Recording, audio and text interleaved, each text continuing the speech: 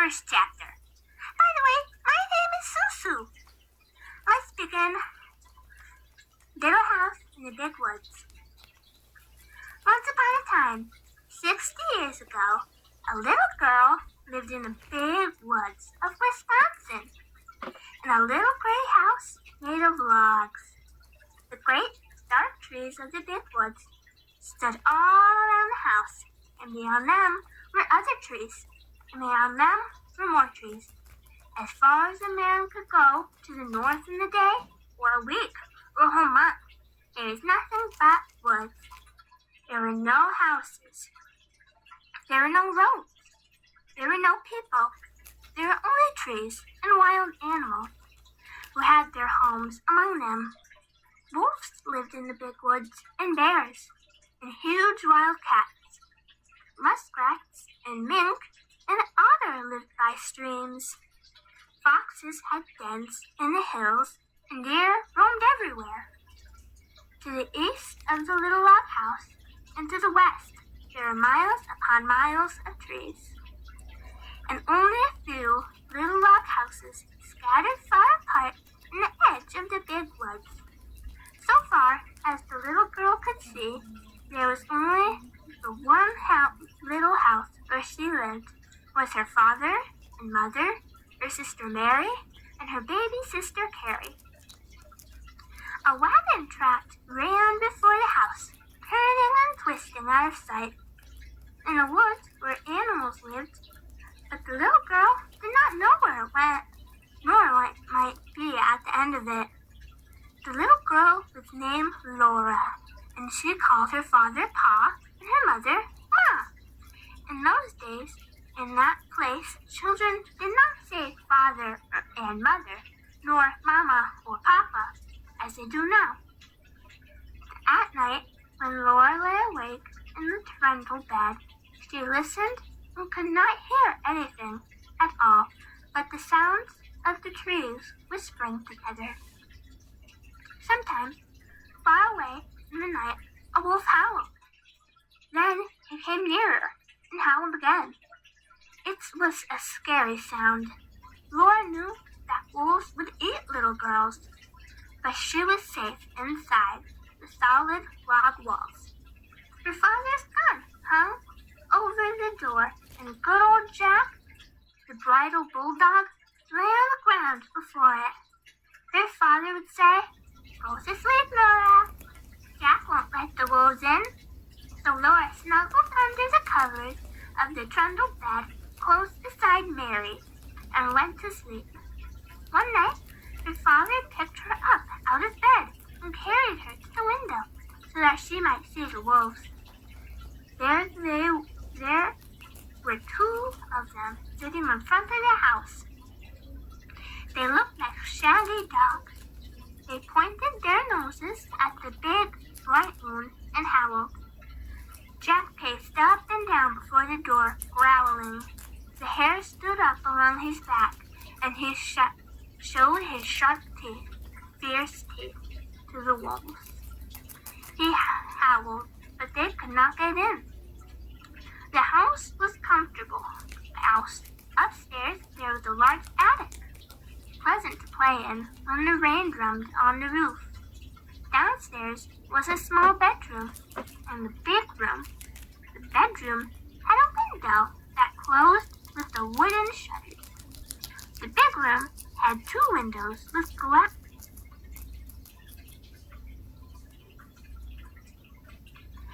And it had two doors, a front door and a back door. All around the house was a crooked rail fence to keep the bears and deer away. In the yard in front of the house were two beautiful big oak trees. Every morning, as soon as she was awake, Laura ran to look out of the window. And one morning, she saw in each of the big trees a dead deer hanging from the branch.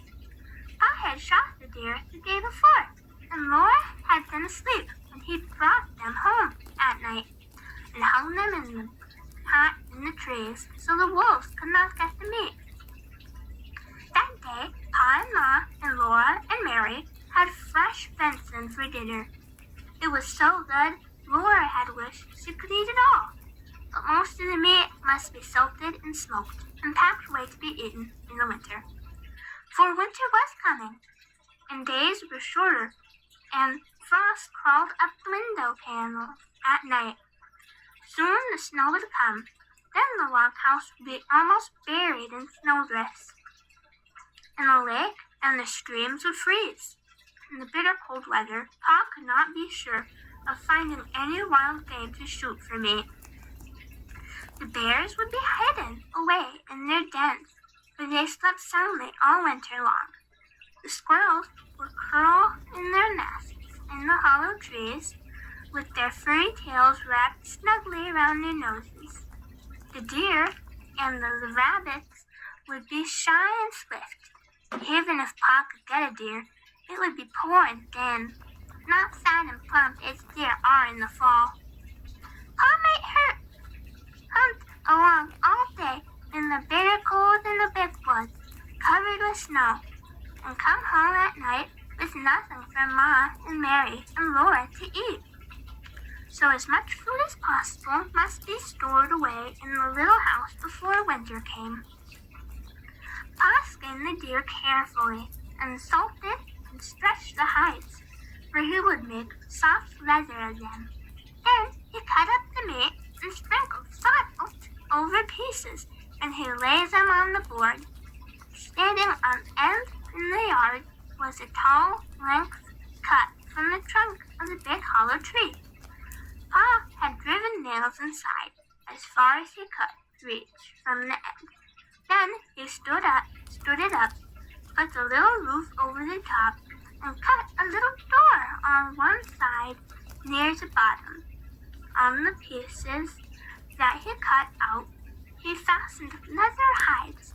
Then he fitted it into place, and that was the little door, with the bark still on it. After the deer meat had been salted several days, Pa cut a hole near the end of each piece to put a string through it. Laura watched him do this, and then she watched him hang the meat on the nails in the hollow log. He reached up through the little door and hung the meat on the nails, as far up as he could reach.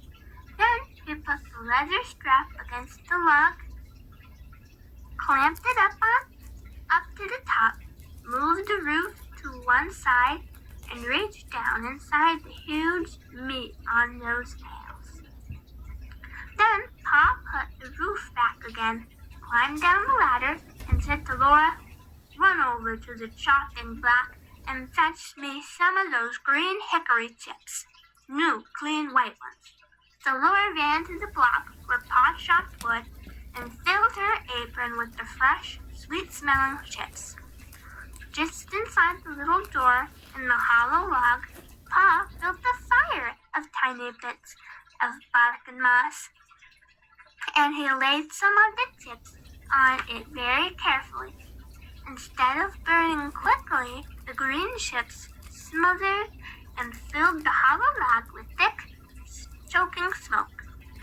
Pa shut the door, and the little smoke squeezed through the crack around it, and a little smoke came out through the roof, but most of it was shut in with the meat. "There's nothing better than good old hickory smoke," Pa said. "Not only a good venison that will keep anywhere in any weather." Then he took his gun and, slinging his axe on his shoulder, he went away to the clearing to cut down some more trees. Laura and Ma watched the fire for several days. When smoke stopped coming through the cracks, Laura would bring more hickory chips, and Ma would put them on the fire under the meat. All the time there was little smell of smoke in the yard, and then when the door was open, a thick smoky meat smell came out. At last Pa said the venison had smoked long enough. Then they let the fire go out, and Pa took the strips of pieces of meat out of the hollow tree. Ma wrapped each piece neatly in paper and hung them in the attic, where they would keep safe and dry. One morning, Pa went away before daylight with his horses and wagon, and that night he came home with a wagon load of fish. The big wagon box was piled full, and some of the fish were as big as Laura. Pa had gone to Lake Pepin and caught them all with a net. Ma cut large slices of flaky white fish, without one bone for Laura and Mary. They all feasted on good, fresh fish, and all they did not eat fresh was salted down in barrels for the winter. Pa owned a pig. It ran wild in the big woods, living on acorns and nuts and roots. Now he caught it and put it in a pen made of logs to fatten. He would butcher it soon, as the weather was cold enough to keep the pork frozen. Once, in the middle of the night, Laura woke up and heard the pig squealing. Pa jumped out of bed, snatched his gun from the wall, and ran outdoors. Then Laura heard the gun go off, once, twice. Then Pa came back and told what had happened. He had seen a big black bear standing outside the pig pen. The bear was reaching into the pen and grabbed the pig. The pig was running and squealing. Pa saw this in the starlight, and he fired quickly, but the light was dim, and in his haste he missed the bear. The bear ran away in the woods, not hurt at all. Laura was sorry Pa did not get the bear. She liked bear meat so much. Pa was sorry too, but he said, "Anyway, I still love the bacon." The garden began in the little house and been growing all summer. It was so near the house that the deer did not jump the fence and eat the vegetables in the daytime, and at night Jack kept them away. Sometimes in the morning there were little hoof prints among the carrots and cabbages, but Jack's tracks were there too, and the deer had jumped right out again. Now the potatoes and carrots, the beets and the turnips and cabbages were gathered and stored in the cellar for freezing nights had come. Irons were made into long ropes, braided together by their tops, and then were hung in the attic beside wreaths of red pepper string on threads. The pumpkins and squashes were piled in orange and yellow and green heaps in the attic's corners. The barrels of salted fish were in the pantry, and yellow cheese was stacked on the pantry shelves. Then, one day, Uncle Henry came riding out of the big woods. He had come to help Pa butcher. Ma's big butcher knife was already sharpened. Uncle Henry had brought Aunt Polly's butcher knife. Near the pig pen, Pa and Uncle Henry built a bonfire. He heated the great kettle of water over it. Then the water was boiling.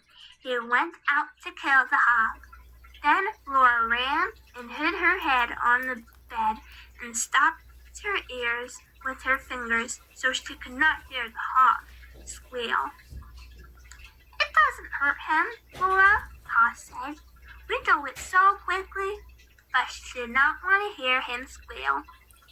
In a minute, she took one finger cautiously out of an ear and listened. The hog had stopped squealing. After that, butchering time was great fun. It was such a busy day with so much to see and do. Uncle Henry and Pa were jolly, and there would be spare ribs for dinner, and Pa had promised Laura and Mary the bladder and the pig's tail. As soon as the hog was dead, Pa and Uncle Henry lifted it up and down in the boiling water till it was well scalded. scalded.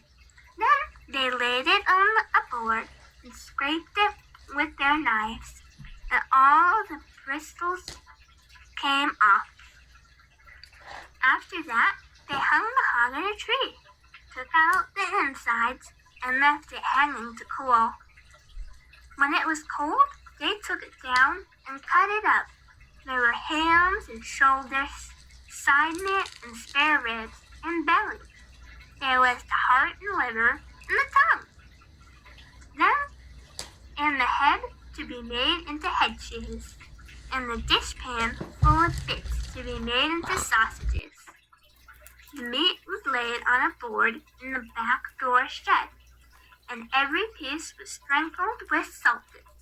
The hams and the shoulders were put to pickle in brine, for they would be smoked like the venison in the hollow log. "You can't bet hickory curd ham," Pa said. He was boiling up the bladder. It made a little white ball, and he tied the end tight with a string and gave it to Mary and Laura to play with. They could throw it in the air and slide it back and forth with their hands, or it would bounce along the ground and they could kick it. But even better fun than a balloon was the pig's tail. Pa skinned it for them carefully, and into a large end he thrusted a sharp stick. Pa opened the front of the cook stove and wranked hot coals out into the iron hearth. Then Laura and Mary took turns holding the pig's tail over the coals. It sizzled and fried, and drops of fat dripped off it and blazed in the coals. Ma sprinkled it with salt. Her hands and face got very hot, and Laura burned her finger, but she was so excited she did not care. Roasting the pig's tail was such fun that it was hard to play fair, taking turns. At last it was done. It was nicely browned all over, and how good it smelled! They carried it into the yard to cool it, and even before it was cooled enough, they began tasting it and burned their tongues. They ate every little bit of meat off the bones, and they gave the bones to Jack. And that was the end of the pig's tail. There would not be another one till next year. Uncle Henry went home after dinner, and Pa went away to his work in the big woods. But for Laura and Mary and Ma, butchering time had only begun. There was a great deal for Ma to do, and Laura and Mary to help her. All that day and the next, Ma tried out the lard in the big iron pots on the cook stove. Laura and Mary carried wood and watched the fire. It must be hot, but not too hot, or the lard would burn. The big pots simmered and boiled, but they must not smoke. From time to time, Ma skimmed out the brown cracklings. She put them in the cloth and squeezed out every bit of the lard. Then she put the cracklings away. She would use them to flavor Johnny cakes later. Cracklings were very good to eat, but Laura and Mary could only have a taste. They were too rich for little girls, Ma said. Ma scraped the planing and head carefully. Then she boiled it till all the meat fell off the bones. She chopped the meat fine with her chopping knife in the wooden bowl. She seasoned it with pepper and salt and spices. Then she mixed the pot liquor with it, and she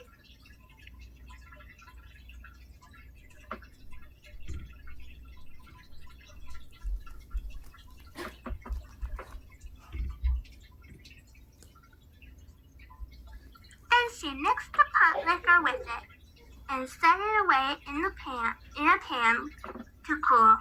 Then it was cold. It would cut in slices. And that was the head cheese. The little pieces of meat leaned in fat that had been cut off the large pieces. Ma chopped and chopped until it was all chopped fine. She seasoned it with salt and pepper and with dried sage leaves from the garden. Then, with her hands, she tossed and turned it until it was mixed well.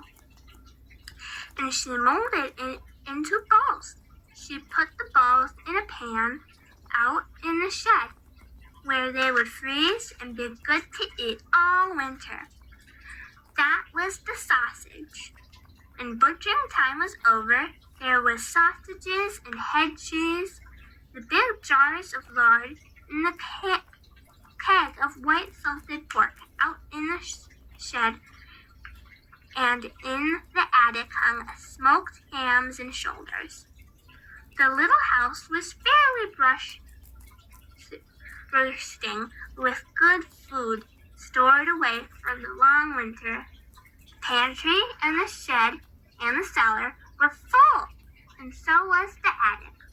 Laura and Mary must play in the house now, for it was cold outdoors, and the brown leaves were falling from the trees.